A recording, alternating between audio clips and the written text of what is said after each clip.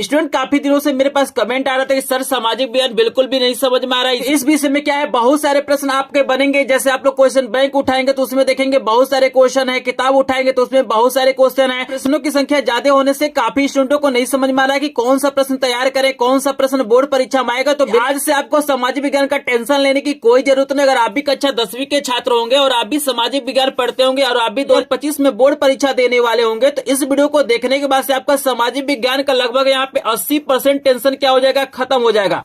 केवल 20% ही आपको मेहनत करना पड़ेगा। इस वीडियो में मैं क्या करूंगा, सामाजिक विज्ञान के सभी प्रकार के यहाँ पे 100 सबसे महत्वपूर्ण बहुविकल्पी प्रश्न बताऊंगा। आप लगभग यहाँ पे 50 प्लस प्रश्नों को तैयार कर लेते हैं, से कोई ना कोई 20 प्रश्न आपको बोर्ड परीक्षा में पूछा जाएगा। यहाँ आज इस वीडियो को देख लीजिएगा, पूरा का पूरा प्रश्न आपका तैयार होने वाला है। बाहर कोई भी प्रश्न आपको बोर्ड परीक्षा 2025 में देखने के लिए नहीं मिलेगा। यहाँ पे आप मैं दिखा भी देता हूँ, यहाँ पे मैंने सभी प्रकार के प्रश्न लिए हैं, चाहे छोटा प्रश्न हो, बड़ा प्रश्न हो, चाहे इतिहास के प्रश्न हो, आपका भूगोल का प्रश्न हो, हर एक प्रकार का, चाहे सिविक्स हो, हर प्रकार का प्रश्न यहाँ पे लिखा गया है। देख सकते हैं यहाँ पे लास्ट में आपको 17 भी दिखाई दे रहा है। यहाँ पे आपको 100 प्रश्न दिया गया है। देख सकते हैं जो भी प्रश्न है ना बिल्कुल इंपॉर्टेंट है और इससे बाहर कोई भी प्रश्न आपका नहीं आएगा। मैं इसका पीडीएफ बिल्कुल फ्री में आपको देने वाला हूँ, इसका पीडीएफ बिल्कुल फ्री में आपको देने वाला हूँ। अभी लास्ट में आपको मैं अपना व्हाट्सएप नंबर दूंगा, उस पर आपको सिर्फ क्या करना है, मैसेज करना है और तुरंत आपको क्या हो जाएगा, पीडीएफ नोट मिल जाएगा। तो वीडियो को ध्यान से देखिएगा। तो चलिए वीडियो को स्टार्ट करते हैं। तो यहाँ पे अगर आप चाहते हैं कि सामाजिक विज्ञान का एक भी प्रश्न आपका न छूटे तो हमारे आंसर देने से पहले आपको क्या करना है, यहाँ पे आंसर करना है और अपने आप को चेक करना है क्या ये 100 में से 50 प्लस प्रश्न आपको तैयार है कि नहीं तैयार है। अगर नहीं तैयार होंगे तो आप लोग तैयार कर लीजिएगा। जैसे देखिए पहला सबसे ज्यादा इंपॉर्टेंट प्रश्न आपको दिया गया है कि फ्रांस की क्रांति कब हुई थी। आपको बताना है कि फ्रांस की क्रांति कब हुई थी। 4 ऑप्शन आपको दिया गया है। पहला दिया गया है 1788 में, दूसरा दिया गया है 1789 में, तीसरा दिया गया है 1790 में और चौथा आपको दिया गया है 1787 में। तो आप लोग कमेंट सेक्शन में बताइए, अपने आप को चेक करिए क्या आपको पता है कि फ्रांस की क्रांति कब हुआ था, कौन सा ऑप्शन करेक्ट होगा, जल्दी से बताइए। एक एक प्रश्न आपके लिए इंपॉर्टेंट है, क्योंकि इसमें जो भी प्रश्न लिए गए हैं वो मोस्ट इंपॉर्टेंट है। आपको कहीं से छांटने की जरूरत नहीं है, बस इन प्रश्नों को तैयार करके जाइए, आपको पूरा का पूरा नंबर मिलेगा। यहाँ पे बता दूं, अगर आपने ख वाला ऑप्शन दिया होगा तो बिल्कुल आप लोग सही आंसर दिए हैं। अगर ख के अलावा कोई और ऑप्शन आप लोगों ने बताया होगा तो ऑप्शन गलत आपका है। फ्रांस की क्रांति जो हुआ था 1789 ईस्वी में हुआ था, आपको याद रखना है। यहाँ पे दूसरा प्रश्न स्टूडेंट आपको दिखा देते हैं। जो भी प्रश्न इंपॉर्टेंट है, मुझे कहने की जरूरत नहीं है कि ये प्रश्न इंपॉर्टेंट है, आप लोग ध्यान दीजिएगा सभी प्रश्नों पे। दूसरा प्रश्न दिया गया है कि जर्मनी के एकीकरण में मुख्य भूमिका किसका था। यहां पे आपको बताना है कि जर्मनी के एकीकरण में मुख्य भूमिका किसका था। पहला ऑप्शन है ऑटो वन बिस्मार्क, दूसरा आपको दिया गया है विलियम प्रथम, तीसरा दिया गया हिटलर, चौथा दिया गया मेस्सनी। तो आपको क्या लगता है जर्मनी के एकीकरण में मुख्य भूमिका किसका हो सकता है। 4 ऑप्शन आपको दिया गया है, बताइए कौन सा ऑप्शन करेक्ट होगा। पहले अपने आप को आप लोग पहचानिए, अभी मैं आंसर आपको बताऊंगा। हमारे आंसर देने से पहले आपको आंसर करना है। तो बिल्कुल अगर आपने क वाला आंसर दिया होगा तो आपका आंसर सही है। ऑटो वन बिस्मार्क का क्या था, मुख्य भूमिका था जर्मनी के एकीकरण में, आपको याद रखना है। तीसरा प्रश्न देखिए, बहुत ही प्यारा प्रश्न आपको दिया गया है, इंपॉर्टेंट प्रश्न दिया गया है कि नेपोलियन की पराजय कब हुई थी। आपको बताना है कि नेपोलियन की पराजय कब हुई थी। पहला आपको दिया गया 1814, दूसरा 1815, तीसरा 1816 और चौथा आपको दिया गया 1817। तो क्या लग रहा है आपको, नेपोलियन की पराजय कब हुई थी, कौन सा सन करेक्ट होगा। आप लोग सोचिए, अपने आप को टेस्ट करिए, बताइए इसका आंसर आपको पता है कि नहीं पता है। तो आपको बता दूं कि नेपोलियन का जो पराजय हुआ था सन 1815 में हुआ था। तो यहाँ पे ख वाला ऑप्शन बिल्कुल करेक्ट हो जाएगा। यहाँ पे 4 नंबर का प्रश्न आपको दिखा देते हैं, बहुत ही प्यारा प्रश्न आपको दिया गया है कि 1789 में फ्रांस में राष्ट्रवाद की प्रथम अभिव्यक्ति का क्या परिणाम हुआ था। फ्रांस की क्रांति हुई थी, नेपोलियन का उदय हुआ था, जर्मनी का एकीकरण हुआ था, निरंकुश राजतंत्र का प्रारंभ हुआ था। तो बताइए क्या लग रहा है आपको, कौन सा ऑप्शन करेक्ट हो जाएगा। लाइव यहाँ पे अपने आप को टेस्ट करिए, क्योंकि ऐसा वीडियो आपको कहीं पर भी देखने के लिए नहीं मिलेगा। आपको प्रश्न तो तैयार हो ही रहे हैं और साथ ही साथ अपने आप को आप टेस्ट भी कर सकते हैं कि सामाजिक विज्ञान की कितनी तैयारी हुई है। यहाँ पे 100 में से केवल 50 प्लस प्रश्न तैयार कर लेते हैं तो यहाँ पे आपका पूरा का पूरा नंबर फिक्स होने वाला है, क्योंकि जो भी प्रश्न बनेंगे यहीं से बनेंगे। आप लोग क्वेश्चन बैंक उठा के देख लीजिएगा, प्रीवियस ईयर के पेपर उठा के देख लीजिएगा, आप अपने किताब को देख लीजिएगा, आपके टीचर जो इंपॉर्टेंट क्वेश्चन टिक लगाए होंगे उससे मैच कर लीजिएगा। इससे बाहर कोई भी प्रश्न कभी नहीं पूछा गया है, तो इसको जरूर तैयार करिए। आपको बता दूं कि इसका जो करेक्ट करेक्ट आंसर हो जाएगा। फ्रांस की क्रांति प्रारंभ हुई थी, तो कॉवल ऑप्शन बिल्कुल करेक्ट हो जाएगा। यहाँ पे सभी प्रकार का प्रश्न कराऊंगा, अभी इतिहास का प्रश्न करा रहा हूं, इसके बाद भूगोल का प्रश्न कराऊंगा, यहाँ पे अर्थशास्त्र वाला जो सिविक्स वाला प्रश्न उसको भी कराऊंगा। सभी प्रकार का प्रश्न हो जाएगा, टेंशन लेने की जरूरत नहीं है। बिल्कुल ध्यान से इस वीडियो को देखिए। यहाँ पे 5 नंबर का प्रश्न बहुत ही ज्यादा इंपॉर्टेंट है, जो वेरी वेरी इंपॉर्टेंट, उसको मैं टिक कर दूंगा। यहाँ पे बताना है कि हिंद स्वराज पुस्तक के लेखक कौन थे। आपको बताना है कि हिंद स्वराज पुस्तक के लेखक कौन थे। पेज को पलटते हैं। मेरे आंसर देने से पहले आप लोग अपने आप को टेस्ट करिए, क्या ये आंसर आपको पता है कि नहीं पता है। तो यहाँ पे देख सकते हैं आपको दिया गया है 4 ऑप्शन, मुंशी प्रेमचंद्र, सरदार पटेल, महात्मा गांधी, सुभाष चंद्र बोस। तो बताइए हिंद स्वराज पुस्तक के लेखक कौन हो सकते हैं। 4 ऑप्शन आपको नजर आ रहा है, अपने आप को टेस्ट करिए, बताइए कौन सा ऑप्शन करेक्ट होगा। तो अगर आप गो वाला ऑप्शन बता रहे हैं तो आपका ऑप्शन बिल्कुल करेक्ट है। ये जो पुस्तक है महात्मा गांधी द्वारा लिखा गया, आपको याद रखना है। 6 नंबर का प्रश्न आप लोग देख सकते हैं, स्टूडेंट दिया गया है कि रॉलेट एक्ट कब पारित हुआ था। जल्दी से सोचिए और बताइए रॉलेट एक्ट कब पारित हुआ था। 1918 में, 1919 में, 1920 में या 1921 में, क्या लग रहा है आपको। 6 नंबर प्रश्न का आंसर बताइए। तो अगर आपने ख वाला आंसर बताया है तो आपका ऑप्शन सही है। सन 1919 में क्या हुआ था, रॉलेट एक्ट पारित हुआ था, आपको याद रखना है। 7 नंबर का प्रश्न देखिए, बहुत ही ज्यादा इंपॉर्टेंट है, वेरी वेरी इंपॉर्टेंट है। प्रश्न आपको दिया गया है कि आर्थिक महामंदी का प्रारंभ कब से हुआ था। आपको बताना है कि भैया जो आर्थिक महामंदी का प्रारंभ हुआ था वो किस सन से हुआ था। 1919 से, 1924 से, 1929 से या 1934 से। तो थोड़ा सा समय आपको देते हैं, अपने आप को आप टेस्ट कर लीजिए। तो अगर आपने ग वाला आंसर दिया है 1929, तभी आपका आंसर सही होगा। बाकी इसके अलावा कोई और ऑप्शन आपने चूज किया है तो गलत आपका आंसर है। यहां पे हम 8 नंबर प्रश्न पे लेके चलते हैं। ये भी प्रश्न काफी इंपॉर्टेंट है। प्रश्न देख सकते हैं, आपको दिया गया है कि महामंदी का सबसे बड़ा असर कहां पे पड़ा।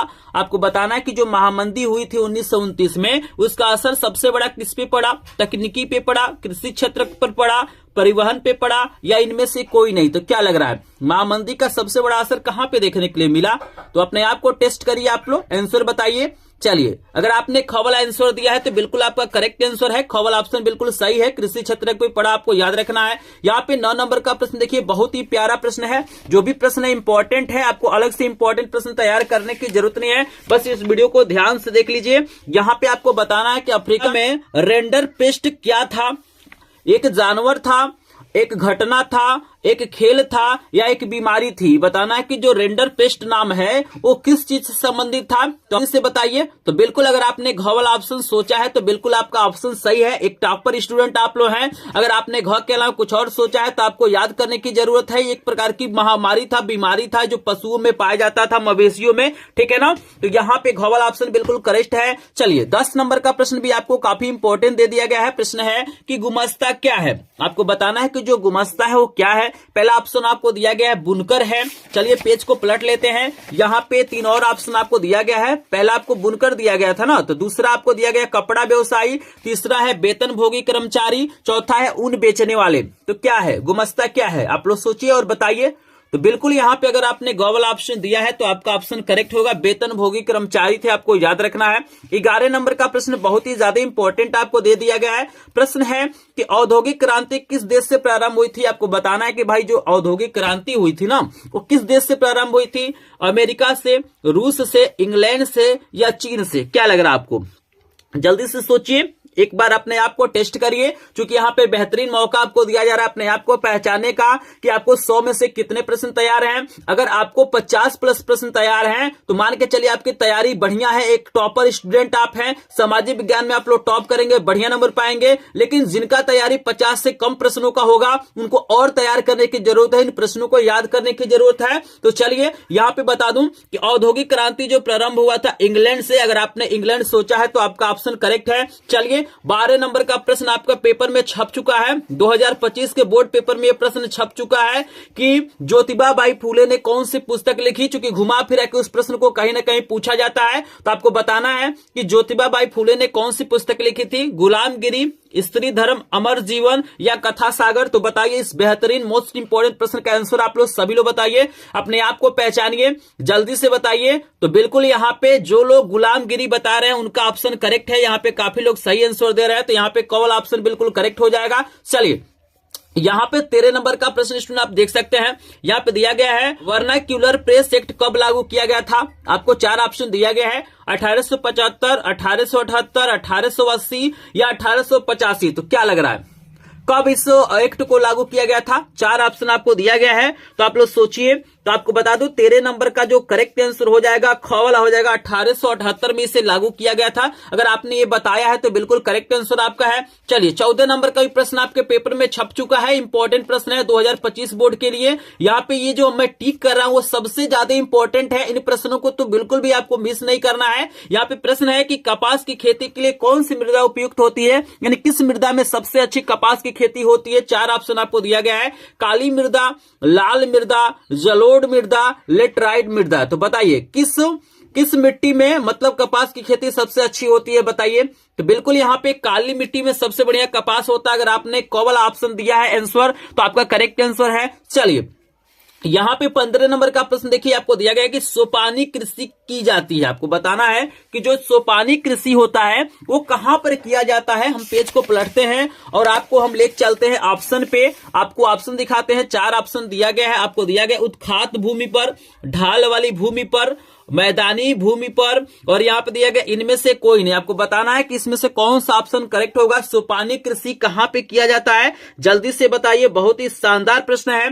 तो अगर आपने ख वाला आंसर सोचा है तो आपका आंसर सही है, ढाल वाली भूमि पर सोपानी कृषि किया जाता है, आपको याद रखना है। तो यहाँ पे स्टूडेंट हमने क्या किया, आपको 15 प्रश्न करा दिया। अगर आप 15 में से 10 प्रश्नों का उत्तर अपने आप से दिए होंगे, यानी आपका लगभग 10 प्रश्न यहाँ पे सही है, तो आपको मान के चलना है सामाजिक विज्ञान की तैयारी बढ़िया हो रही है और आप लोग एक टॉपर स्टूडेंट में आते हैं। अगर आपने 15 में से 10 प्रश्नों का आंसर आपको पहले से पता था या आपने सही दिया है तो आप क्या है, एक टॉपर स्टूडेंट हैं। अगर आपने 10 से कम प्रश्नों का आंसर दिया अपने आप से तो आपको तैयारी करने की जरूरत है। यहाँ पे लाइव टेस्ट करके आपको मैं बता रहा हूं कि आप किस कैटेगरी में आएंगे। अगर तैयार है तो आप टॉपर हैं, आप बढ़िया नंबर पाएंगे। अगर नहीं तैयार है तो आपको तैयार करने की जरूरत है, आप भी टॉपर बन सकते हैं। बस इन प्रश्नों को आप लोग तैयार करिएगा और जल्दी से कमेंट सेक्शन में बताइए 15 में से कितने प्रश्नों का आपने आंसर सही दिया है, जल्दी से बताइए सभी लोग।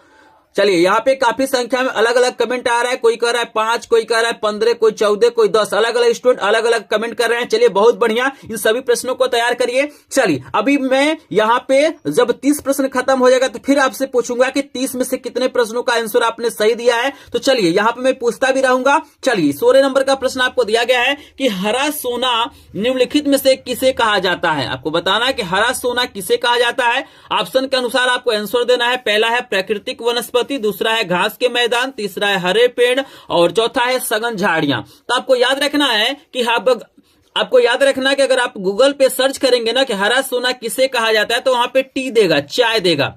चाय को हम लोग क्या कहते हैं, हरा सोना कहते हैं। लेकिन यहाँ पे चाय ऑप्शन नहीं है तो यहाँ पे करेक्ट आंसर हो जाएगा वनस्पति हो जाएगा। जो पेड़ पौधे हैं, प्राकृतिक वनस्पतियां हैं, वही ना हमारे लिए हरा सोना है। या अगर आपको चाय दिया रहता तो आपका चाय करेक्ट हो जाता। क्लियर है सभी को। चलिए 17 नंबर का प्रश्न आपको दिया गया है कि निम्नलिखित में से किस राज्य में बांधवगढ़ राष्ट्रीय उद्यान अवस्थित है, यानी स्थित। आपको बताना है मध्य प्रदेश, राजस्थान, पश्चिम बंगाल, उत्तराखंड। क्या लग रहा है कौन सा ऑप्शन सही हो जाएगा। ये जो राष्ट्रीय उद्यान है वो किस में है, किस राज्य में है। 4 ऑप्शन दिया गया है, जल्दी से बताइए। 17 नंबर प्रश्न का आंसर दीजिए सभी लोग। तो बिल्कुल यहाँ पे याद रखना कि जो स्टूडेंट यहाँ पे ए वाला ऑप्शन करेक्ट किए होंगे उनका आंसर करेक्ट है, मध्य प्रदेश हो जाएगा। आपको याद रखना है। चलिए बहुत ही प्यारा, बहुत ही इंपॉर्टेंट प्रश्न आपको दिया गया है। टिहरी बांध परियोजना किस राज्य में है। आपको पंजाब है, गुजरात है, उत्तराखंड, मध्य प्रदेश है। 4 ऑप्शन आपको दिया गया है। तो 18 नंबर प्रश्न का उत्तर बताइए। टिहरी बांध परियोजना किस राज्य में है। अपने आप को टेस्ट कर लीजिए, क्योंकि बोर्ड एग्जाम से पहले टेस्ट नहीं करेंगे तो आपका नंबर क्या हो जाएगा, कम हो जाएगा। और ऐसा वीडियो आपको किसी भी यूट्यूब चैनल पे ढूंढ लीजिएगा, ये प्रश्न आपको देखने के नहीं मिलेंगे। अगर आपको विश्वास नहीं हो रहा है ना कि ये प्रश्न इंपॉर्टेंट है, आप प्रीवियस ईयर के पेपर उठा लीजिए, पिछले 5 सालों का पेपर उठा लीजिए और देखिए इसके अलावा कोई प्रश्न और पूछा गया है क्या। यही सब प्रश्न क्या होते हैं, घुमा फिरा के पूछे जाते हैं। इसीलिए मैं बता रहा हूं कि ऐसा वीडियो कहीं नहीं मिलेगा। इस वीडियो को ध्यान से देख लीजिए, क्योंकि अगर आपने ग वाला ऑप्शन चूज किया है तो ग वाला ऑप्शन बिल्कुल करेक्ट है। उत्तराखंड में टिहरी बांध परियोजना है, आपको याद रखना है। चलिए 19 नंबर का भी प्रश्न बहुत ही ज्यादा इंपॉर्टेंट आपसे प्रश्न पूछा जाता है। रेशेदार फसल पूछा जाता है, आपको रबी की फसल, खरीफ की फसल, यहाँ पे रोपड़ फसल पूछा जाता है। मतलब फसलों से 2-3 प्रश्न बनते रहते हैं। तो यहाँ पे आपको दिया गया है इनमें से कौन रबी फसल है। आपको बताना इसमें से कौन सा ऐसा फसल है जो रबी फसल के अंतर्गत आएगा। पहला चावल है, दूसरा मोटे अनाज है, तीसरा चना है, चौथा आपको कपास दिया गया है। तो क्या लग रहा है आपको, बताइए। रबी फसल, तो बिल्कुल जो लोग ग वाला ऑप्शन दे रहे हैं चना यहाँ पे बिल्कुल करेक्ट होगा, आपको याद रखना है। 20 नंबर का प्रश्न आपको दिया गया है कि निम्नलिखित में से कौन रोपड़ कृषि की फसल है। रोपड़ वाला भी पूछता है, याद रखिएगा। तो चलिए ऑप्शन को हम देख लेते हैं, हमें रोपड़ फसल बताना है। तो चलिए स्टूडेंट जल्दी से आप लोग कमेंट कीजिए, कहवा, कपास, तिलहन, गेहूं, इसमें से कौन आपका यहाँ पे रोपड़ फसल हो जाएगा। तो जल्दी से बताइए, 4 ऑप्शन आपको दिया गया है। आई होप आपको आंसर पता होगा। तो बिल्कुल जो लोग कपास आंसर दे रहे हैं उनका ऑप्शन बिल्कुल करेक्ट है, कपास हो जाएगा। कभी कभी कपास के जगह पे गन्ना दे देता है, तो गन्ना भी क्या है कि रोपड़ फसल है, आपको याद रखना है। चलिए का प्रश्न इंपॉर्टेंट भी है, इजी है। आई होप यहाँ पे 100% लोग क्या करेंगे, सही आंसर देंगे। तो चलिए प्रश्न दिया गया श्वेत क्रांति संबंधित है, आपको बताना है। श्वेत से ही आप यहाँ पे आंसर बता सकते हैं। श्वेत का मतलब क्या होता है, सफेद। तो बताना है कि श्वेत क्रांति किससे संबंधित है, दुग्ध उत्पादन से, गेहूं उत्पादन से, मत्स्य उत्पादन से, या इनमें से कोई नहीं। तो इसका आंसर बिल्कुल आप देख सकते हैं। तो बिल्कुल जैसा मैंने गेस किया था, यहाँ पे 100% लोग क्या कर रहे हैं, सही आंसर दे रहे हैं। बिल्कुल भाई, दूध क्या होता है, सफेद होता है। तो श्वेत क्रांति क्या है, दूध उत्पादन से है, दूध को बढ़ावा देने के लिए है। तो यहाँ पे कवल ऑप्शन बिल्कुल है। चलिए ऐसे ही आप लोग आंसर दीजिए, तभी ना आप एक टॉपर स्टूडेंट में आएंगे। तो बिल्कुल यहाँ पे चलिए आपके सामने हम लेके आते हैं 22 नंबर का प्रश्न है कि निम्नलिखित में से कौन सा परंपरागत संसाधन है।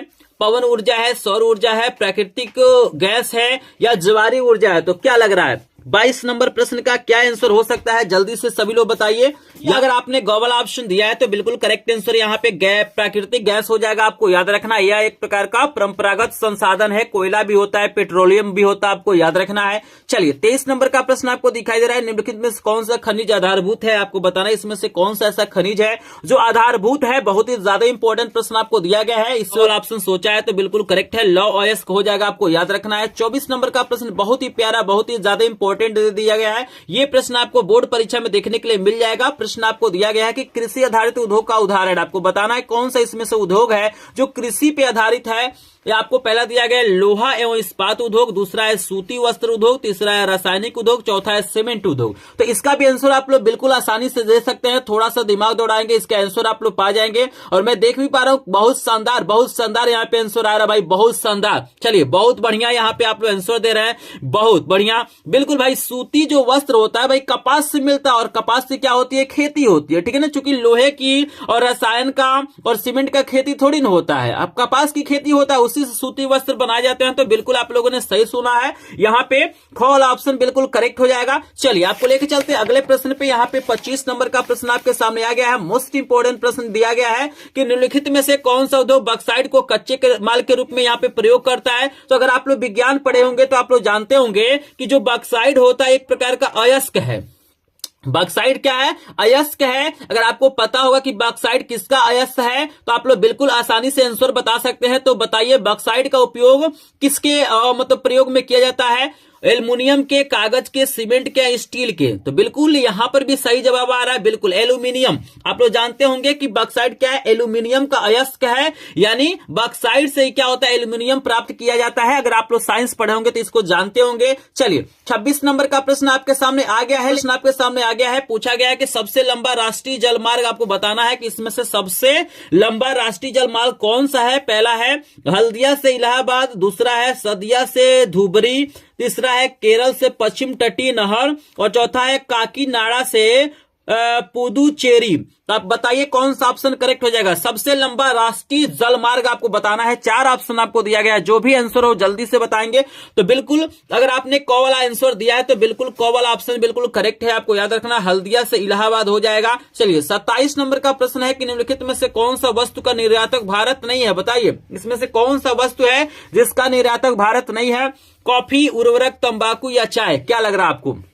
बहुत ज्यादा इंपॉर्टेंट प्रश्न है, जल्दी से बताएंगे। तो बिल्कुल भारत क्या है, उर्वरक का निर्यातक नहीं, आपको याद रखना है। खवल ऑप्शन बिल्कुल करेक्ट हो जाएगा। आपने ये खवल ऑप्शन चूज किया है तो आपका करेक्ट आंसर है। आप लोग याद रखे रहिएगा कि जो भी मैं प्रश्न करा रहा हूं उसमें से कितने प्रश्न आप लोग पहले से दिए हैं, क्योंकि आपको यहाँ पे पहचान लेना है कि समाज विज्ञान की आपकी तैयारी है कि नहीं तैयारी है, आप अच्छा नंबर पाएंगे कि नहीं पाएंगे, इसी वीडियो में डिसाइड हो जाएगा। चलिए 28 नंबर का प्रश्न बहुत ही ज्यादा इंपॉर्टेंट है, घुमा फिरा के किसी न किसी तरह से प्रश्न पूछा जाता है। प्रश्न दिया गया कि श्रीलंका में निम्नलिखित में से कौन सा बहुसंख्यक वर्ग है। तमिल है, ईसाई है, सिंगली है या मुस्लिम है? तो बताइए, मोस्ट इंपोर्टेंट प्रश्न है, हर साल बोर्ड परीक्षा में पूछा जाता है। तो क्या लग रहा है आपको, कौन सा ऑप्शन करेक्ट होगा? तो बिल्कुल अगर आपने गौ वाला ऑप्शन चूज किया है तो आपका ऑप्शन करेक्ट है, सिंगली बिल्कुल करेक्ट हो जाएगा। चलिए 29 नंबर का प्रश्न है कि विभिन्न स्तरों पर सत्ता का बंटवारा क्या कहलाता है? प्रश्न याद रखिएगा, विभिन्न स्तरों पर सत्ता का बंटवारा क्या कहलाता है? यहाँ पे 4 ऑप्शन है, सामुदायिक सरकार, गठबंधन सरकार, संघीय सरकार या एकात्मक शासन। क्या लग रहा है आपको? 29 नंबर प्रश्न का करेक्ट आंसर क्या हो जाएगा? आप लोग कमेंट में बताइए। तो बिल्कुल इस प्रकार के सरकार को हम संघीय सरकार कहते हैं, तो ग वाला ऑप्शन बिल्कुल करेक्ट हो जाएगा। 30 नंबर प्रश्न का आंसर दीजिए, भारत में सर्वाधिक बोले जाने वाली भाषा। भाई आप सभी लोग इंडियन ही है। इस प्यारे से प्रश्न पे इंपॉर्टेंट प्रश्न है, देखने में आपको प्रश्न आसान लग रहा है, लेकिन लगातार प्रश्न को पूछा गया है कि भारत में सबसे ज्यादा भाषा कौन सी बोली जाती है? हिंदी, अंग्रेजी, उर्दू, पंजाबी। क्या लग रहा है आपको? इस प्यारे से शानदार प्रश्न का आंसर आप लोग दे सकते हैं स्टूडेंट। तो बिल्कुल यहाँ पे लगभग 100% लोगों ने सही आंसर दिया है। बिल्कुल हिंदी भाषा क्या है? भारत का सर्वाधिक बोली जाने वाली भाषा है। तो चलिए यहाँ पे बताइए 30 में से कितने प्रश्नों का आंसर आपको पहले से तैयार है? सभी लोग कमेंट सेक्शन में जाइए, कमेंट करिए 30 में से कितने प्रश्नों का आंसर आपको पहले से पता था, जल्दी से बताइए। तो बिल्कुल भाई, अगर आपको पहले से यहां पे लगभग 20 प्लस प्रश्नों का आंसर पहले से पता था, तो मान के चलना एक टॉपर स्टूडेंट आप हैं, आपकी तैयारी बढ़िया चल रही है। अगर आपने 20 से कम प्रश्नों का आंसर दिया है तो आपको और तैयारी करने की जरूरत है, याद रखिएगा। तो बिल्कुल यहाँ पे मैं देख रहा हूं काफी लोगों ने यहाँ पे कोई 18, कोई 20, कोई 25, कोई 29, कोई 30 भी बता रहा है भाई। चलिए भाई, जो लोग 30 कमेंट किए हैं उनको दिल से धन्यवाद कि आपने बहुत अच्छा तैयारी किया है। अगर आपने सही जवाब दिया होगा तब, ये नहीं कि हम पहले आंसर बता दे रहे हैं उसके बाद आप सोच लेंगे नहीं हमारा भी सही था। तो हमारे आंसर देने से पहले आप लोग डिसाइड करिए, क्योंकि यहाँ पे 100 प्रश्न खत्म होते होते आपको यहाँ पे 50 प्लस प्रश्न यहाँ पे तैयार हो ही जाना चाहिए। क्योंकि इस वीडियो में क्या करेंगे, आप सभी प्रश्न तैयार कर लेंगे। बस एक बार बस वीडियो को ध्यान से देखिए, इन प्रश्नों को समझिए। लेकिन भाई एक छोटा सा रिक्वेस्ट करेंगे, इस वीडियो का हम एक टारगेट रखते हैं। यहाँ पे इस वीडियो का एक हम टारगेट रखते हैं कि यहाँ पे 100 प्रश्न है और इस वीडियो पे मात्र 100 लाइक आपको करना है। जितने भी लोग हैं यहाँ पे जुड़े हुए हैं, आप सभी को मिलके मात्र इस वीडियो पे 100 लाइक करना है। अगर इस वीडियो पे आप लोग 100 लाइक कर देंगे ना, तो मैं क्या करूंगा, यहाँ पे गणित और विज्ञान का भी मैं 100 प्रश्नों का एक वीडियो लाने वाला हूं। ऑलरेडी मैंने कला का और हिंदी का क्या किया, 100 प्रश्नों का वीडियो डाल दिया था। अगर आप कला और हिंदी का नहीं देखे होंगे तो लिंक डिस्क्रिप्शन में दे दूंगा, वहां से देख लीजिएगा। आपको जल्दी से सभी लोग लाइक कर देंगे। जो लोग वीडियो को लाइक नहीं किए होंगे इस वीडियो को लाइक कर देंगे। यहाँ पे देखिए हम 30 प्रश्न आपको करा दिए हैं, लेकिन अभी तक इस वीडियो पे देखिए आप लोग कितना सपोर्ट कर रहे हैं। 30 लाइक यहाँ पे कंप्लीट नहीं है। तो प्लीज जो लोग वीडियो को लाइक नहीं किए होंगे प्लीज वीडियो को लाइक कर देंगे। पहली बार आए होंगे तो चैनल को सब्सक्राइब करेंगे और पीडीएफ नोट के लिए आप लोग हमारे ग्रुप को ज्वाइन करेंगे, जिसका लिंक आपको डिस्क्रिप्शन में दिया गया है या लास्ट में आपको व्हाट्सएप नंबर मिलेगा। वहां पे आप लोग विषय का नाम लिख के और 100 लिख देंगे तो उस विषय का आपको पीडीएफ नोट बिल्कुल फ्री में मिल जाएगा। तो चलिए हम समय को बर्बाद नहीं करेंगे, क्योंकि समय बहुत ज्यादा कीमती। आप लोग लाइक कर देंगे बिना कहे हुए। काफी लोगों ने लाइक कर दिया है, जो लोग लाइक कर दिए उनको दिल से धन्यवाद है। चलिए 31 नंबर का प्रश्न आपको तैयार करना है कि निम्नलिखित में से कौन सा संघीय सूची का विषय आपको बताना। इसमें से कौन सा है विषय जो संघीय सूची का है? पहला है रक्षा, दूसरा है कृषि, तीसरा व्यापार, चौथा आपको शिक्षा दिया गया है। तो कौन सा ऐसा विषय है जो संघीय सूची में आएगा, बताइए। 31 नंबर प्रश्न का आंसर सभी लोग बताइए, सोचिए, कुछ आंसर दीजिए। गलत हो जाएगा आंसर, आपको कोई दिक्कत नहीं है। पहले अपने आप को तो पहचानिए कि कितना प्रश्न आप लोग सही कर सकते हैं। तो बिल्कुल अगर आपने क वाला आंसर दिया है तो आपका करेक्ट आंसर रक्षा हो जाएगा, आपको याद रखना है। 32 नंबर का प्रश्न है कि निम्न से कौन सा राज्य सूची का विषय है, बताना। इसमें से कौन सा ऐसा सूची है जो राज्य सूची का विषय है? पहला है मुद्रा, दूसरा है विदेशी कार्य, तीसरा है बैंकिंग, चौथा है व्यापार। तो क्या लग रहा है आपको, राज्य सूची में कौन सा आ सकता है? तो बिल्कुल अगर आपने घ वाला आंसर दिया है तो व्यापार आपका करेक्ट आंसर हो जाएगा। 33 नंबर का प्रश्न है कि भारतीय संविधान में भाषाओं को किस अनुसूची में रखा गया है? आपको ऑप्शन दिया गया तीसरी, 5वीं, 8वीं, 12वीं। क्या लग रहा है आपको, कौन सा ऑप्शन करेक्ट हो जाएगा? तो सोचिए, आप लोग बताइए। अभी यहाँ पे भूगोल के भी प्रश्न आएंगे भाई, वीडियो को स्किप मत करिएगा। अभी इतिहास के प्रश्न आ रहे हैं ना, अभी भूगोल के प्रश्न आएंगे, सिविक्स के प्रश्न आएंगे और लास्ट में कुछ प्रश्न होंगे जो मिक्स होंगे, जो सबसे ज्यादा इंपॉर्टेंट है। मिक्स प्रश्न कराऊंगा, तो एक एक प्रश्न देख के जाइए। वीडियो थोड़ा सा बड़ा होगा क्योंकि यहाँ पे 100 प्रश्न मैंने कराया है, लेकिन जो भी स्टूडेंट इस वीडियो को क्या करता है, ध्यान से देख लेता है, थोड़ा सा समय दे देता है ना, उससे सामाजिक विज्ञान में नंबर बिल्कुल यहाँ पे फिक्स हो जाने वाला है, में टॉप करेगा। क्योंकि ऐसा वीडियो आपको कहीं पर भी देखने के लिए नहीं मिलेगा। इतना समय तो आप लोग क्या करते हैं, इंस्टाग्राम का रील्स देखने में, शॉर्ट वीडियो देखने में बर्बाद कर लेते हैं, लेकिन पढ़ाई के लिए थोड़ा सा लंबा वीडियो मिल जाता है तो आप लोग छोड़ के चले जाते हैं भाई। तो जो इस वीडियो को शुरू से लेकर लास्ट तक देख लेगा ना, वो अपने आप को पहचान जाएगा कि सामाजिक विज्ञान में उसका तैयारी कैसा है। तो आप लोग कोशिश करिए, अपने आप को जज करिए, अपने आप को पहचानिए कि सामाजिक विज्ञान की कितनी तैयारी है, क्योंकि यहाँ पे 33 नंबर का जो करेक्ट आंसर हो जाएगा, यहाँ पे 8वीं हो जाएगा, गो वाला ऑप्शन करेक्ट हो जाएगा। चलिए आपको 34 नंबर का प्रश्न है कि धर्मनिरपेक्ष राज्य में कौन सा ऑप्शन करेक्ट होगा। धर्म की कोई स्थान नहीं है।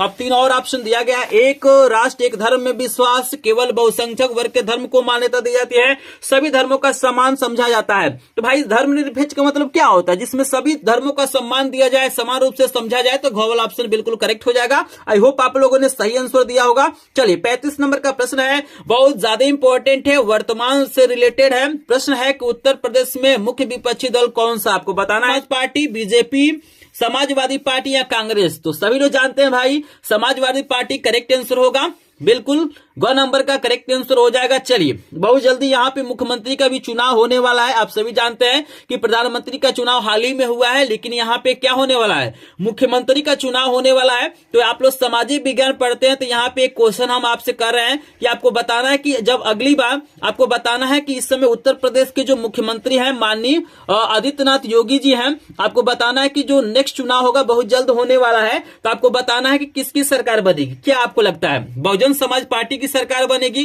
बीजेपी की सरकार बनेगी, समाजवादी पार्टी की बनेगी या कांग्रेस पार्टी की बनेगी? तो आप लोग जरूर बताइएगा कि इस बार उत्तर प्रदेश के सीएम कौन चुने जाएंगे, किसकी सरकार हो सकती है। आप लोग कमेंट सेक्शन में जरूर बताइएगा, क्योंकि सामाजिक विज्ञान से रिलेटेड है, इसलिए मैं इस प्रश्न को पूछ लिया हूं। आप लोग थोड़ा सा बताइएगा, मिलियंस में चलेगा मुझे पता है। अगर आप लोग सपोर्ट करेंगे तो वीडियो क्या होगा, 1 मिलियन क्रॉस करेगा। तो आप लोग कमेंट सेक्शन में जरूर बताइएगा कि इस बार उत्तर प्रदेश के सीएम कौन बन सकते हैं, किस पार्टी के सीएम बन सकते हैं। तो चलिए 36 नंबर का प्रश्न आपको दिया गया कि निम्नलिखित में से किस व्यवस्था के लिए राजनीतिक दल आवश्यक शर्त है। यहाँ पे 4 ऑप्शन आपको दिया गया है, राजतंत्र, लोकतंत्र, तानाशाही, सत्तावाद। तो आपको बताना है। तो भाई जो भी राजनीतिक दल हैं उनका काम क्या है, लोकतंत्र को कायम करना है। चूंकि भारत क्या है, एक डेमोक्रेटिक देश है, लोकतांत्रिक देश है। तो यहाँ पे ख वाला ऑप्शन बिल्कुल करेक्ट हो जाएगा। अगर आपने इसका आंसर दिया तो बिल्कुल करेक्ट आंसर है। यहाँ पे देखिए 37 नंबर का प्रश्न है कि जनता के लिए शासन किस शासन व्यवस्था को विशेषता देता है, राजतंत्र की, लोकतंत्र की, तानाशाही की या इनमें से कोई नहीं। तो बिल्कुल थोड़ा सा दिमाग आपको दौड़ाना है। देखिए भाई जनता की बात किया जा रहा है, तो जनता की बात किया जा रहा है, तो जनता के हित में काम कब होगा, तानाशाही से थोड़ी ना होगा, राजतंत्र से थोड़ी ना होगा, लोकतंत्र से होगा। तो यहाँ पे ख वाला ऑप्शन बिल्कुल करेक्ट हो जाएगा। चलिए 38 नंबर का प्रश्न है कि इनमें से कौन सा लोकतंत्र का अवगुण है, आपको बताना है इसमें से कौन सा ऐसा है जो लोकतंत्र का अवगुण है। पहला आपको दिया गया धनी व्यक्तियों का शासन, दूसरा है दलों में व्यक्तिवाद, और यहाँ पे तीसरा आपको दिया गया है की प्राथमिकता। तो देखिए ये सभी बुराइयां हैं, ये गुण नहीं होना चाहिए, तो इनमें से सभी करेक्ट हो जाएगा, आपको याद रखना है। 39 नंबर का प्रश्न है कि लोकतंत्र का प्रमुख गुण निम्नलिखित से कौन सा है, आपको बताना है कि लोकतंत्र का प्रमुख गुण निम्न में से कौन सा है। पहला आपको दिया है देशभक्ति की भावना, दूसरा है राष्ट्रीय चरित्र का निर्माण, तीसरा है प्रगतिशील सरकार, चौथा इनमें से सभी। तो भाई लोकतंत्र का प्रमुख गुण इनमें से सभी है, ये सबके अंदर होना चाहिए, इनमें से सभी करेक्ट हो जाएगा। 40 नंबर का प्रश्न है कि निम्नलिखित में से किस देश का मानव विकास सूचकांक सर्वोच्च है। ये भी बहुत ज्यादा इंपॉर्टेंट प्रश्न है। 4 ऑप्शन आपको दिया गया है, श्रीलंका, बांग्लादेश, नेपाल, पाकिस्तान। तो क्या लग रहा है किसमें यहाँ पे मानव विकास सूचकांक सबसे ज्यादा है? आप लोग सोचिए, 40 नंबर प्रश्न का आंसर सोचिए और बताइए। तो जो लोग यहाँ पे कवल ऑप्शन बता रहे हैं उनका ऑप्शन बिल्कुल करेक्ट है। अभी मैं 50 प्रश्न करा दूंगा, तो आपसे पूछूंगा कि 50 में से कितने प्रश्नों का आंसर आपने सही दिया। तो आप लोग काउंट भी करते रहिएगा और कमेंट सेक्शन में बताते भी रहिएगा। जब मैं पूछूंगा तो आपको कमेंट सेक्शन में बताना भी है। चलिए 41 नंबर का प्रश्न है कि किसी देश का विकास आधारित होता है प्रति व्यक्ति आय पर और साक्षरता पर, लोगों की स्वास्थ्य स्थिति पर, इनमें से सभी। क्या लग रहा है 41 नंबर प्रश्न का आंसर बताइए। तो बिल्कुल भाई किसी भी देश का विकास क्या होता है, प्रति व्यक्ति आय पर भी निर्भर करता है, साक्षरता पर भी निर्भर करता है और लोगों की स्वास्थ्य स्थिति पर भी क्या करता है, निर्भर करता है। तो इनमें से सभी क्या हो जाएगा करेक्ट। क्या आप लोगों ने बिल्कुल यहाँ पे चलिए लगभग यहाँ पे लगभग 90% लोगों ने सही आंसर दिया है भाई, बहुत बढ़िया। चलिए 42 नंबर का प्रश्न है कि निम्नलिखित में से कौन सा एक विकसित देश, आपको बताना इसमें से कौन सा ऐसा देश है जो विकसित देश है। तो आपको यहाँ पे कई ऑप्शन दिया गया है, ब्राजील, भारत, और 2 और ऑप्शन आपको दिखा देते हैं, फ्रांस और बांग्लादेश दिया गया है। तो क्या लग रहा है, ब्राजील है फ्रांस है, बांग्लादेश है, भारत है, क्या लग रहा है कौन सा एक विकसित देश है? तो बिल्कुल फ्रांस आपका करेक्ट आंसर हो जाएगा।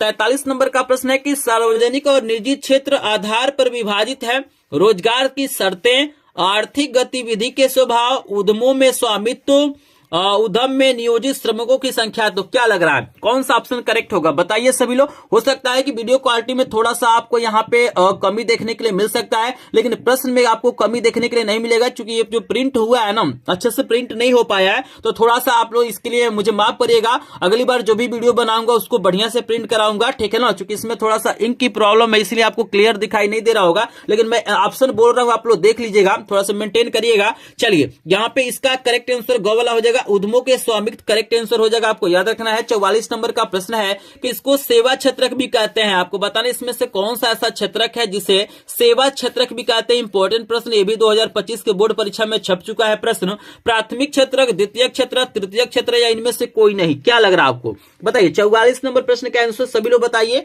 तो जो लोग यहाँ पे गौल ऑप्शन बता रहे हैं, यहाँ पे तृतीय क्षेत्रक बिल्कुल करेक्ट हो जाएगा। चलिए यहाँ पे आपको 45 नंबर का प्रश्न दिया गया है कि निम्न में से किसको कृषि क्षेत्रक कहते हैं। आपको बताना है इसमें से निम्न में से किसको कृषि क्षेत्रक भी कहा जाता है। प्राथमिक क्षेत्रक को, द्वितीय क्षेत्रक को, तृतीय क्षेत्रक को, यहाँ आपको कुछ और भी ऑप्शन दिया गया है, इनमें से कोई नहीं, तो बताइए कौन सा ऐसा क्षेत्रक है जिसे कृषि क्षेत्रक भी कहते हैं। 45 नंबर प्रश्न का आंसर दीजिए, फिर अगला प्रश्न कराते हैं। तो बिल्कुल यहाँ पे कॉल ऑप्शन बिल्कुल करेक्ट हो जाएगा, आपको याद रखना है। चलिए 46 नंबर का प्रश्न आपको दिखा देते हैं। 46 नंबर का प्रश्न है कि निम्नलिखित में से कौन सा व्यक्ति असंगठित क्षेत्रक के अंतर्गत आता है। कृषि मजदूर, बैंक मैनेजर, सैनिक, या इनमें से कोई नहीं। ये भी प्रश्न बहुत ज्यादा इंपॉर्टेंट है, तो क्या लग रहा है आपको? भाई आप लोग कमेंट नहीं कर रहे हैं, मतलब आपको प्रश्न पहले से नहीं पता है, आपको तैयार करने की जरूरत है। जो लोग कमेंट कर रहे हैं उन्हीं को प्रश्न पता है। ये जो भी प्रश्न है बहुत ही ज्यादा इंपॉर्टेंट भाई, एक बार विश्वास करके इस पूरे वीडियो को देख लीजिए। ऐसा वीडियो आप कहीं भी ढूंढ लीजिएगा, किसी भी चैनल पे ऐसा वीडियो आपको देखने के लिए नहीं मिलेगा। तो आपको बता दूं करेक्ट आंसर हो जाएगा कृषि मजदूर, आपको याद रखना है। चलिए यहाँ पे स्क्रीनशॉट वगैरह लेने की आपको जरूरत नहीं, इसका पीडीएफ नोट बिल्कुल फ्री में मिल जाएगा। चलिए 47 नंबर का प्रश्न है कि सूचना एवं संचार प्रौद्योगिकी का आर्थिक क्षेत्रक है। प्राथमिक, द्वितीयक, तृतीयक, चतुर्थक। आपको बताना है कि सूचना एवं संचार प्रौद्योगिकी का आर्थिक क्षेत्रक कौन सा होगा। 4 ऑप्शन आपको दिया गया है। 47 नंबर प्रश्न का आंसर जल्दी से बताएंगे। तो बिल्कुल अगर आपने गौ वाला ऑप्शन दिया है तो यहाँ पर तृतीयक बिल्कुल करेक्ट हो जाएगा। 48 नंबर का प्रश्न है कि निम्नलिखित में से किस वर्ष बांग्लादेश ग्रामीण बैंक की स्थापना की गई थी। ये भी प्रश्न लगातार पूछा गया है, आपको दिया गया है 1960, 1980, 1970, 1950। तो क्या लग रहा है 48 का आंसर क्या हो सकता है? सोचिए सभी लोग। तो बिल्कुल यहाँ पे जो लोग गौ वाला ऑप्शन सोच रहे हैं उनका ऑप्शन करेक्ट है, 1970 हो जाएगा। चलिए 49 नंबर का प्रश्न आ गया है कि स्वयं सहायता समूह में बचत और ऋण संबंधी अधिग्रहण लिए जाते हैं बैंक द्वारा, सदस्यों द्वारा, गैर सरकारी संस्था द्वारा, इनमें से कोई नहीं। क्या लग रहा है आपको? भाई स्वयं सहायता समूह है, गांव में चलता है ना स्वयं सहायता समूह, तो इसमें अधिकतर निर्णय किसके द्वारा लिए जाएंगे? भाई यहाँ पे बैंक के द्वारा तो लिए नहीं जाएंगे, यहाँ पे गैर सरकारी संस्था द्वारा नहीं लिए जाएंगे, उसमें जो सदस्य होते हैं उन्हीं के द्वारा ये चलाया जाता है। तो यहाँ पे कॉल ऑप्शन बिल्कुल करेक्ट हो जाएगा। 50 नंबर का प्रश्न वेरी वेरी इंपॉर्टेंट है, ये भी प्रश्न आपके बोर्ड परीक्षा में छप चुका है। प्रश्न है कि विश्व व्यापार संगठन की स्थापना किस वर्ष की गई थी। 1991 में, 1994 में, 1992 में, 1995 में। बताइए 50 नंबर का प्रश्न है, जल्दी से बताइए। लगभग आधा प्रश्न हमारा खत्म हो गया, जल्दी से बताइए। तो बिल्कुल जो लोग यहाँ पे घ वाला ऑप्शन बता रहे हैं तो 1995 बिल्कुल करेक्ट हो जाएगा, आपको याद रखना है। यहाँ पे स्टूडेंट हमने आपको 50 प्रश्न करा दिया, अब आप लोग अपने आप को जज करिए। अगर यहाँ पे आपको लगभग 35 प्लस प्रश्न या लगभग 40 प्रश्न यहाँ पे आपको तैयार है तो मान के चलना एक आप टॉपर स्टूडेंट हैं। अगर यहाँ पे 35 से कम प्रश्न आपको तैयार है तो आपको तैयारी करने की जरूरत है। तो जल्दी से सभी लोग जाइए, कमेंट बॉक्स आपके लिए खुला है, जल्दी से बता दीजिए कि 50 में से कितने प्रश्नों का आंसर आप लोगों ने सही दिया है। जल्दी जल्दी बताइए। बहुत बढ़िया, बहुत बढ़िया, यहाँ पे अलग अलग आंसर आ रहे हैं। चलिए जो लोग 35 प्लस प्रश्नों का आंसर पहले से पता था, तैयार किए थे, उनको बहुत बहुत धन्यवाद। मैं देख रहा हूं भाई यहाँ पे 50 प्रश्न यहाँ पे कंप्लीट हो गया, लेकिन अभी तक 50 लाइक का टारगेट हमारा पूरा नहीं हुआ है। हमने आपसे बोला है कि अगर इस वीडियो को 100 लाइक कर देंगे ना तो हम क्या करेंगे, आपको गणित और विज्ञान का क्या करेंगे, 100 प्रश्नों का एमसीक्यू वीडियो लाएंगे। उससे बाहर कोई भी प्रश्न आपको नहीं आएगा। अगर आपने कला और हिंदी का नहीं देखा है तो लिंक डिस्क्रिप्शन में दिया गया है, वहां से देख लीजिएगा। हिंदी का मैंने क्या किया, बहुत शानदार वीडियो डाला है और उसमें जो प्रश्न बताया है ना, उससे बाहर कोई भी प्रश्न नहीं आएगा, क्योंकि उसमें मैंने क्या किया है, 50 व्याकरण के प्रश्न बताए हैं और 50 हिंदी गद्य और पद के इतिहास से बताए। उस वीडियो को देखिएगा, काफी वो वीडियो वायरल भी है, उसको देख लीजिएगा। लिंक मैं डिस्क्रिप्शन में डाल दूंगा। और ये थोड़ा सा टारगेट आप लोग पूरा कर लीजिए, वीडियो को लाइक कर देंगे, चैनल को सब्सक्राइब करेंगे। प्रश्न नंबर 51 भी आपको दिखाई दे रहा होगा। प्रश्न दिया गया है कि भारत में आर्थिक उदारीकरण की शुरुआत कब हुई थी। ये भी प्रश्न काफी इंपॉर्टेंट है। 4 ऑप्शन आपको दिया गया है, सोचिए और बताइए कौन सा ऑप्शन करेक्ट होगा। वर्ष 1991 में, वर्ष 1989 में, वर्ष 1995 में, वर्ष 1960 में। क्या लग रहा है आपको, 51 नंबर का करेक्ट आंसर क्या हो जाएगा, जल्दी से आप लोग बताइए। तो यहाँ पे बिल्कुल आप लोग बहुत बढ़िया यहाँ पे कमेंट कर रहे हैं, तो क्या लग रहा है, जल्दी से बताएंगे। 51 नंबर प्रश्न का करेक्ट आंसर आपको बताना है। तो वर्ष 1991 करेक्ट आंसर यहाँ पे कब वाला हो जाएगा। आपने ये आंसर दिया है तो बिल्कुल आपका करेक्ट आंसर बिल्कुल आपका करेक्ट आंसर है। 52 नंबर का प्रश्न आपको करा देते हैं। 52 नंबर का जो प्रश्न है बहुत ही शानदार आपको दिया गया है। प्रश्न दिया गया है कि वैश्वीकरण ने जीवन स्तर के सुधार में सहायता पहुंचाई है। सभी लोगों के, विकसित देशों के लोगों के, विकासशील देशों के श्रमिकों के, उपयुक्त में से कोई नहीं। तो क्या लग रहा है आपको, 52 नंबर प्रश्न का आंसर बताइए। थोड़ा सा यहाँ पे वीडियो क्वालिटी में थोड़ा सा आपको इशू आएगा, क्योंकि यहाँ पे जो प्रिंटिंग है ना, यहाँ पे इंक थोड़ा सा कम था, इसीलिए थोड़ा बढ़िया से प्रिंट नहीं हो पाया है। लेकिन थोड़ा सा आप लोग कष्ट करके इसको देख लीजिए, प्रश्न काफी इंपॉर्टेंट है। ऐसा प्रश्न आपको कहीं पर भी देखने के लिए नहीं मिलेगा। बाकी थोड़ा बहुत तो आपको समझ में आ रहा होगा। अगर आपको ये वीडियो क्लियर नहीं नजर आएगा ना, तो आप लोग थोड़ा सा वीडियो क्वालिटी को 720 से ऊपर कर लीजिएगा। 1080 पे देखिएगा या 720 पे देखेंगे तो आपको क्लियर नजर आएगा, ठीक है ना। चल, यहाँ पे अगर आपने क्या किया है, यहाँ पे ख वाला ऑप्शन दिया है तो ये आपका बिल्कुल करेक्ट ऑप्शन ख वाला हो जाएगा। 53 नंबर का प्रश्न है कि विश्व के देशों में बहुराष्ट्रीय कंपनियों द्वारा निवेश का सबसे अधिक सामान्य मार्ग क्या था। नए कारखानों की स्थापना, स्थानीय कंपनियों को खरीद लेना, स्थानीय कंपनियों से साझेदारी करना, या उपयुक्त में से कोई नहीं। क्या लग रहा है आपको, 53 नंबर प्रश्न का आंसर सभी लोग बताइए, कौन सा ऑप्शन करेक्ट हो सकता है। बहुत ही प्यारा प्रश्न है, बहुत ही ज्यादा इंपॉर्टेंट प्रश्न है। तो 53 का आंसर बताइए। तो बिल्कुल यहाँ पे करेक्ट आंसर गो वाला हो जाएगा। स्थानीय कंपनियों से उन्होंने क्या की, साझेदारी की, तो करेक्ट आंसर गो वाला हो जाएगा। 54 नंबर का प्रश्न है कि अंतर्राष्ट्रीय व्यापार को उदार बनाने का उद्देश्य है IMF का, WTO का, NATO का, वर्ल्ड बैंक का।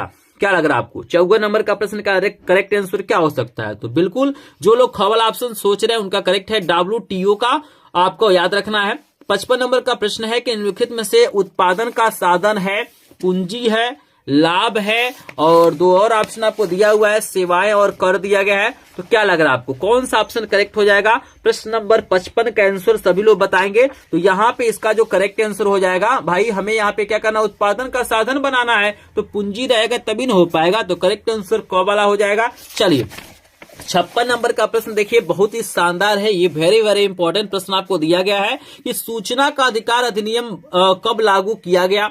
आपको बताना है कि सूचना का जो अधिकार अधिनियम है वो कब लागू किया गया। अक्टूबर 2005 में, मार्च 2005 में, जनवरी 2006 में, या अप्रैल 2007 में। क्या लग रहा है आपको, जल्दी से बताएंगे सभी लोग। बहुत ही शानदार प्रश्न है 56 नंबर का। तो जो लोग यहाँ पे कवल ऑप्शन बता रहे हैं अक्टूबर 2005, बिल्कुल करेक्ट आंसर हो जाएगा, आपको याद रखना है। 57 नंबर का प्रश्न है कि उपभोक्ता सुरक्षा अधिनियम कब बनाया गया। ये भी प्रश्न कई बार पूछा गया है कि उपभोक्ता सुरक्षा अधिनियम कब बनाया गया। सन 1982 में, 1984 में, 1985 में, या 1986 में। क्या लग रहा है आपको, उपभोक्ता सुरक्षा अधिनियम कब बनाया गया था।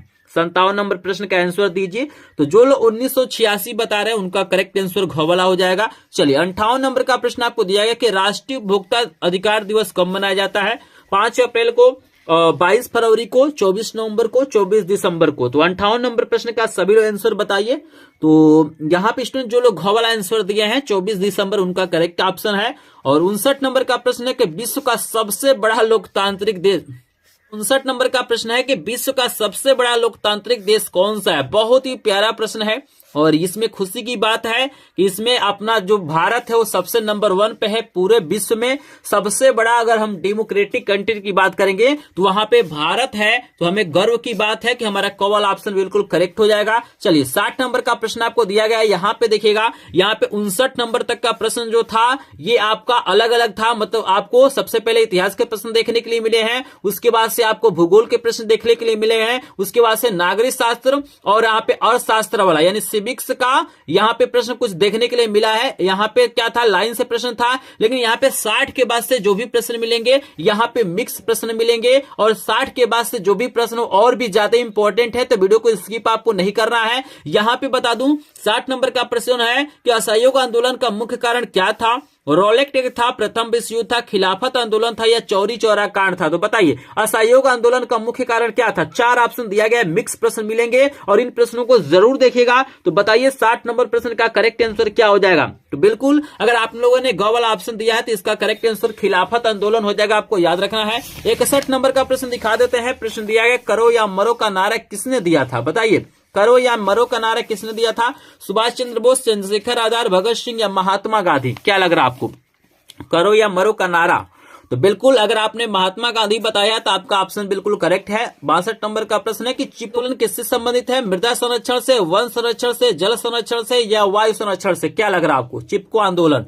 तो बिल्कुल यहाँ पे ये वन संरक्षण से है, तो खबर ऑप्शन बिल्कुल करेक्ट है। 63 नंबर का प्रश्न है कि निम्नलिखित में से कौन सा एक रेशेदार फसल है, आपको बताना है इसमें से कौन सा ऐसा फसल है जो रेशेदार फसल है। जूट, कॉफी, रबड़, जौ। क्या लग रहा है आपको, कौन सा रेशेदार फसल हो सकता है। तो बिल्कुल यहाँ पे जो जूट है वो एक रेशेदार फसल है, कॉमन ऑप्शन बिल्कुल करेक्ट हो जाएगा। 64 नंबर का प्रश्न दिया गया है कि निम्नलिखित में से कौन सा एक रबी फसल है, आपको बताना इसमें से कौन सा ऐसा फसल है जो रबी फसल है। धान है, बाजरा है, मक्का है, गेहूं है। 64 नंबर प्रश्न का सभी लोग आंसर बताइए कौन सा ऐसा फसल हो जो रबी फसल होगा। 64 का आंसर जल्दी से दीजिए सभी लोग। तो बिल्कुल गेहूं यहाँ पे करेक्ट आंसर हो जाएगा। और 65 नंबर का प्रश्न है निम्नलिखित में से कौन सा एक खरीफ फसल है। ऑप्शन आपके पास है चावल, चना, कपास, धान और कपास। धान चावल एक ही बात है, ठीक है ना, धान से ही चावल मिलता है। तो बताइए कौन सा ऑप्शन करेक्ट हो जाएगा।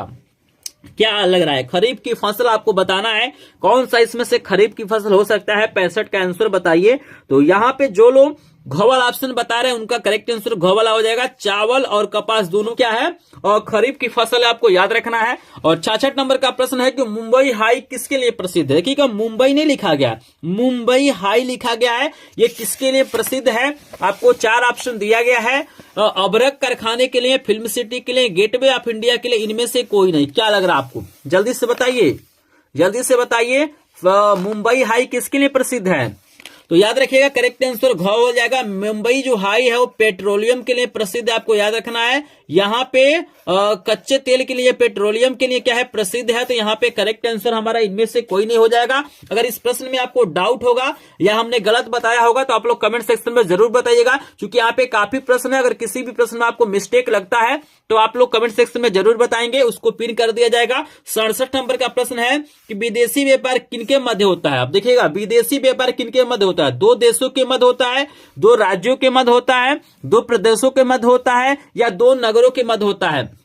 बताइए सभी लोग क्या लग रहा है आपको, किसके मध्य होता है। तो भाई विदेशी व्यापार 2 देशों के मध्य होता है, तो कवल ऑप्शन बिल्कुल करेक्ट हो जाएगा। अगर आपको प्रश्न क्लियर नहीं नजर आए होंगे तो यहाँ पे आप लोग 1080 क्वालिटी पे देखिएगा, तभी आपको यहाँ पे क्लियर नजर आएगा, या 720 कर लेंगे तब भी आपको क्लियर नजर आएगा। तो यहाँ पे थोड़ा सा इंक का प्रॉब्लम है, प्रिंट अच्छे से नहीं हो पाया है, ठीक है ना। 68 नंबर का प्रश्न है कि निम्नलिखित में से कौन सा संघीय राज्य है। राजस्थान, मध्य प्रदेश, उत्तर प्रदेश, दिल्ली। आपको बताना है कि कौन सा राज्य है जो संघीय राज्य होगा। तो बिल्कुल आसान इसका आंसर है, आप लोग बताइए, सोचिए समझिए। चलिए यहाँ पे बिल्कुल यहाँ पे दिल्ली करेक्ट आंसर हो जाएगा, ये संघीय राज्य है। और 19 नंबर का प्रश्न है कि यंग इटली समिति का संस्थापक कौन था। यहाँ पे दिया गया विक्टर इमानुएल द्वितीय था, मेजनी था, काबूर था, गैरी बॉल्डी था। तो क्या लग रहा है यंग इटली समिति का जो संस्थापक कौन था। 69 नंबर प्रश्न का आंसर बताइए। तो बिल्कुल जो लोग ख वाला ऑप्शन दिए होंगे उनका ऑप्शन बिल्कुल करेक्ट हो जाएगा। 70 नंबर का प्रश्न है कि नेपोलियन का संबंध किस देश से था। जर्मनी से, इटली से, फ्रांस से, इंग्लैंड से। क्या लग रहा है आपको भाई जो नेपोलियन है उसका संबंध किस देश से हो सकता है। तो बताइए, सोचिए तो यहाँ पे ग वाला ऑप्शन करेक्ट हो जाएगा। ये इसका जो संबंध था फ्रांस से था, किससे था? फ्रांस देश से था, आपको याद रखना है। यहाँ पे 70 प्रश्न मैंने करा दिया है, आप लोग जल्दी से बताइए 70 में से कितने प्रश्नों का आंसर आप लोगों ने सही दिया है? क्या लग रहा है आपको 70 में से कितने प्रश्नों का आंसर दिया है? अगर यहाँ पे आप लोगों ने लगभग 50 प्लस प्रश्नों का आंसर सही दिया होगा तो आप एक टॉपर स्टूडेंट हैं। अगर आपको नहीं दिए हैं तो आपको टॉपर बनने की जरूरत है, आपको इन प्रश्नों को तैयार करने की जरूरत है। तो आई होप आप लोग कमेंट कर चुके होंगे कि 70 में से कितने प्रश्न आपको तैयार हैं। जल्दी से जाइए कमेंट सेक्शन में, जल्दी से कमेंट करके आइए, फिर अगला प्रश्न आपको कराते हैं। और जल्दी से वीडियो को लाइक भी कर दीजिए भाई, कहना ना पड़े लाइक के लिए, हमें कहना ना पड़े, क्योंकि आप लोग का सपोर्ट ही हमारा क्या होता है? सपोर्ट होता है। मतलब अगर आप लोग इस वीडियो को लाइक करते हैं, शेयर करते हैं, सब्सक्राइब करते हैं तो यही ना हम लोग के लिए क्या होता है? मोटिवेशन होता है। बाकी आप लोग पैसा थोड़ी नहीं देते, हम लोग तो फ्री में ही आपको पढ़ा रहे हैं ना। तो यहाँ पे आप लोग ऐसे ही सपोर्ट करिए, मुझे पता है कि आप लोग बहुत ज्यादा सपोर्ट कर रहे हैं। तो प्लीज आपसे रिक्वेस्ट है, एक बार और रिक्वेस्ट कर रहा हूं कि जो लोग वीडियो को लाइक नहीं किए हैं प्लीज वीडियो को लाइक कर देंगे। चैनल पे पहली बार आए होंगे तो चैनल को सब्सक्राइब करेंगे, क्योंकि आप लोग मोटिवेट करेंगे, इस वीडियो को लाइक करेंगे, शेयर करेंगे, सब्सक्राइब करेंगे तो यहाँ पे हमको मोटिवेशन मिलेगा।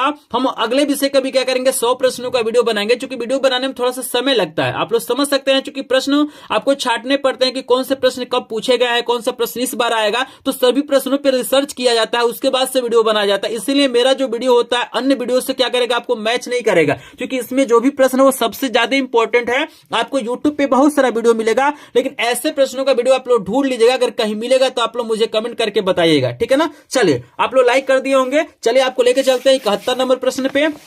और यहाँ पे 71 नंबर का प्रश्न आप देख सकते हैं कि अंतर्राष्ट्रीय पृथ्वी सम्मेलन कब किया गया था। आपको बताना है कि जो अंतर्राष्ट्रीय पृथ्वी सम्मेलन है वो कब किया गया था। 4 ऑप्शन आपको दिया गया, 1992 है, 1997 है, 1999 है और 2000 में। तो क्या लग रहा है अंतर्राष्ट्रीय पृथ्वी सम्मेलन कब किया गया था? 71 नंबर का प्रश्न का आंसर बताइए। तो जो लोग कवल ऑप्शन बता रहे हैं 1992 बिल्कुल करेक्ट हो जाएगा। क्वालिटी को थोड़ा सा बढ़ा लीजिए ताकि आपको क्लियर नजर आए। चलिए 72 नंबर का प्रश्न है कि निम्नलिखित में से किस प्रांत में सीढ़ीदार खेती की जाती है? बताइए सीढ़ीदार खेती किस प्रांत में की जाती है? पंजाब, उत्तर प्रदेश, हरियाणा या उत्तराखंड? तो याद रखिएगा कि जहां पे पर्वत पाए जाएंगे, माउंटेन पाए जाते हैं, वहीं पे क्या होता है? सीढ़ीदार खेती होता है। चूंकि ढलान पे यहाँ पे देखिए, जैसे मान लीजिए पहाड़ है तो पहाड़ पे जो खेती किया जाता है तो यहाँ से पानी जब आता है तो यहाँ पे मेढ़ी बांध दिया जाता है, पानी इसमें आता है, फिर यहाँ पे खोलेंगे, इसमें आएगा, फिर इसमें आएगा, फिर इसमें आएगा, फिर इसमें आएगा, ठीक है ना। तो सीढ़ीदार खेती की जाती है। तो उत्तराखंड में ये सब चीजें होता है, तो घ वाला ऑप्शन बिल्कुल करेक्ट हो जाएगा। 73 नंबर का प्रश्न है कि इनमें से किस राज्य में काली मृदा पाई जाती है? जम्मू और कश्मीर, राजस्थान, गुजरात, झारखंड? क्या लग रहा है इनमें से कौन सा ऐसा राज्य है जिसमें काली मृदा पाई जाती है? 4 ऑप्शन दिया गया है। 73 नंबर प्रश्न का आंसर बताइए। तो बिल्कुल अगर आपने गुजरात बताया है तो आपका आंसर यहाँ पे क्या हो जाएगा? करेक्ट हो जाएगा। 74 नंबर का प्रश्न है कि निम्नलिखित में से कौन सा अजैव संसाधन है? अजैव का मतलब याद रखिएगा नॉन लिविंग, निर्जीव। तो बताइए इसमें से कौन सा ऐसा संसाधन है जो निर्जीव है? पौधे, मछलियां, पशु? तो ये तो सजीव है, सजीव। ये चट्टाने क्या हो जाएंगी? हमारी अजैविक संसाधन हो जाएंगी। आई होप आप लोगों ने सही आंसर दिया होगा। 75 नंबर का प्रश्न आपको दिया गया कि सविनय अवज्ञा आंदोलन कब चलाया गया था? 1920 में, 1927 में, 1930 में या 1935 में? तो बताइए सविनय अवज्ञा आंदोलन कब चलाया गया था? 75 नंबर प्रश्न का आंसर बताइए। तो जो लोग 1930 बताए उनका आंसर करेक्ट है। चलिए 76 नंबर का प्रश्न है कि 1929 में आर्थिक महामंदी का मुख्य कारण क्या था? आर्थिक महामंदी से संबंधित कोई न कोई प्रश्न पूछा जाता है। आपको ऑप्शन दिखा देते हैं। 4 ऑप्शन आपको दिया गया है। पहला है कृषि क्षेत्र में अधिक उत्पादन, दूसरा है अत्यधिक निवेश, तीसरा है बैंकों का निजीकरण, चौथा उद्योगों की संख्या में वृद्धि। तो बताइए आर्थिक महामंदी का मुख्य कारण क्या था? तो कृषि क्षेत्र में अत्यधिक उत्पादन हो गया था। तो यहाँ पे कॉल ऑप्शन बिल्कुल करेक्ट हो जाएगा। 77 नंबर का प्रश्न है, इसमें थोड़ा सा मुझे कंफ्यूजन है, याद रखिएगा इस प्रश्न में मुझे थोड़ा सा कंफ्यूजन है। फिलहाल मैं आपको आंसर बता रहा हूं, अगर प्रश्न का आंसर गलत होगा तो आप लोग कमेंट सेक्शन में जरूर बताइएगा। इसमें थोड़ा सा मुझे कंफ्यूजन है। प्रश्न है कि प्रांतीय शासन का संचालन कौन करता है? प्रधानमंत्री, मुख्यमंत्री, राज्यपाल या जिला अधिकारी? तो हमारे अनुसार इसका आंसर होना चाहिए जिला अधिकारी, ठीक है ना। क्योंकि आईएएस जो अधिकारी होता है वही क्या करता है? इसका संचालन करता है, जहां तक मुझे लगता है। अगर ये ऑप्शन करेक्ट होगा तभी बताइएगा, गलत होगा तब भी बताइएगा। तो इस प्रश्न को थोड़ा सा आप लोग देख लेंगे, यहाँ पे ऑलरेडी मैंने क्वेश्चन मार्क लगा दिया है। चलिए 78 नंबर का प्रश्न है कि निम्नलिखित में से कौन सा मिट्टी का प्रकार नहीं? इसमें से कौन सा ऐसा प्रकार है जो मिट्टी का नहीं है? पहला है काली, पीली, लेटराइट, सीमेंट। तो भाई सीमेंट हमारा क्या है? मिट्टी का प्रकार थोड़ी ना है। तो घ वाला ऑप्शन बिल्कुल करेक्ट हो जाएगा। और 79 नंबर का प्रश्न है कि काली मृदा किस फसल के लिए उपयुक्त है? मक्का, कपास, चना, कहवा। तो बताइए, अभी ऐसा प्रश्न, इससे रिलेटेड एक प्रश्न आया था, आपको बताना है कि काली मृदा में कौन सी फसल सबसे बढ़िया होगी। तो ये कपास के लिए है, तो ख वाला ऑप्शन बिल्कुल करेक्ट हो जाएगा। अभी प्रश्न आया था ना कि कपास की खेती के लिए कौन सी मिट्टी उपयुक्त होती है, उसी को घुमा दिया गया। तो इसी प्रकार प्रश्न पूछता है, जैसे प्रश्न को थोड़ा सा चेंज कर देगा ताकि बच्चे क्या हो जाए, बच्चे इसी में क्या होते हैं, कंफ्यूज हो जाते हैं। चलिए 80 नंबर का प्रश्न है कि सलाल बांध किस नदी पे बनाया गया है? महानदी, चिनाब, सतलुज, कृष्णा। क्या लग रहा है आपको, सलाल बांध किस नदी पे है? तो सलाल बांध चिनाब नदी पे है, तो ख वाला ऑप्शन बिल्कुल करेक्ट हो जाएगा। 81 नंबर का प्रश्न है कि प्रोजेक्ट टाइगर किस वर्ष प्रारंभ किया गया था? आपको बताना है कि जो प्रोजेक्ट टाइगर था वो किस वर्ष प्रारंभ किया गया था? 1973, 1975, 1980 या 1989। क्या लग रहा है? 81 नंबर प्रश्न का आंसर बताइए। तो बिल्कुल यहाँ पे 1973 हो जाएगा, आपको याद रखना है। 82 नंबर का प्रश्न है कि निम्नलिखित में से किसे औसत आय भी कहते हैं? कुल आय को, राष्ट्रीय आय को, प्रति व्यक्ति आय को, ये सभी। क्या लग रहा है आपको? 82 नंबर प्रश्न का आंसर बताइए। तो 82 नंबर प्रश्न का आंसर जल्दी से सभी लोग बताइए। इसका करेक्ट आंसर हो जाएगा प्रति व्यक्ति आय को हम लोग औसत आय कहते हैं, आपको याद रखना है। चलिए यहाँ पे 83 नंबर का प्रश्न है कि कौन सा क्षेत्र सबसे अधिक रोजगार देता है? प्राथमिक, द्वितीय, तृतीय, क्या इनमें से कोई नहीं? तो 83 का आंसर बताइए सभी लोग, जल्दी से बताइए। तो बिल्कुल प्राथमिक क्षेत्र सबसे ज्यादा रोजगार देता है, आपको याद रखना है। 84 नंबर का प्रश्न है कि विभिन्न स्तरों पर सत्ता का बंटवारा क्या कहलाता है? सामुदायिक सरकार, गठबंधन सरकार, संघीय सरकार या एकात्मक सरकार। क्या लग रहा है? 84 नंबर प्रश्न का आंसर बताइए। तो बिल्कुल करेक्ट आंसर हो जाएगा ग वाला, संघीय सरकार। 85 नंबर का प्रश्न है कि निम्नलिखित में से संघात्मक शासन कहाँ नहीं है? भारत में, श्रीलंका में, बेल्जियम में या संयुक्त राज्य अमेरिका में?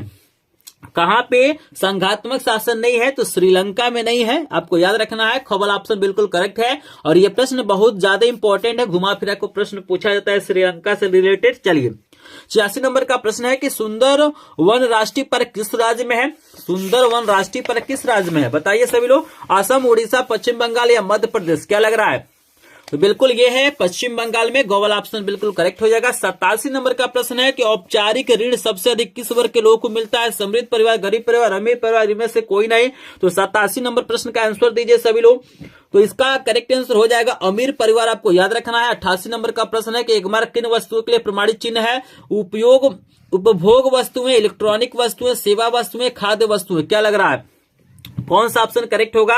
तो बिल्कुल यहाँ पे घ वाला ऑप्शन करेक्ट हो जाएगा। खाद्य वस्तुओं के लिए एक मार्क चिन्ह होता है, आपको याद रखना है। 89 नंबर का प्रश्न है कि निम्नलिखित में से कौन सा एक धात्विक खनिज है? वीडियो को क्वालिटी को थोड़ा सा बढ़ा लेंगे। यहाँ पे जैसे जैसे हम पेज को पलट रहे हैं ना, थोड़ा सा क्वालिटी में आपको डिफरेंस नजर आएगा, क्योंकि यहाँ पे प्रिंटर में इंक खत्म हो गया था, थोड़ा सा दिक्कत है। अगला वीडियो आपको बढ़िया मिलेगा। क्वालिटी को थोड़ा सा बढ़ा लेंगे ताकि आपको क्लियर दिखाई दे। वैसे मैं बोल रहा हूँ, आप लोग समझ सकते हैं। अभ्रक है, लौह अयस्क है, कोयला है, चूना पत्थर। तो धात्विक मैंने विज्ञान में पढ़े ना जी, धातु अधातु। तो लोहा क्या है? धात्विक है, तो लौह अयस्क हो जाएगा। 90 है। 1944 में ब्रिटेन वुड्स सम्मेलन कहाँ पे आयोजित किया गया था? ब्रिटेन में, अमेरिका में, फ्रांस में, भारत में? बताइए 1944 में ब्रिटेन वुड्स सम्मेलन कहाँ पे आयोजित किया गया था? 90 नंबर प्रश्न का आंसर दीजिए। तो ये किया गया था अमेरिका में, तो ख वाला ऑप्शन करेक्ट हो जाएगा। 91 नंबर का प्रश्न है कि निम्न में से कौन 1815 की वियना संधि से संबंधित है? बिस्मार्क है, ड्यूक मेटरनिक है। यहाँ पे दो और ऑप्शन आपको दिया होगा, दिखा देते हैं। मेसनी दिया गया है, नेपोलियन दिया गया है। तो बताइए वियना संधि से संबंधित कौन है? 91 नंबर प्रश्न का आंसर बताइए। तो यहाँ पे आपका करेक्ट आंसर जो हो जाएगा ना, यहाँ पे आपको बता देते हैं।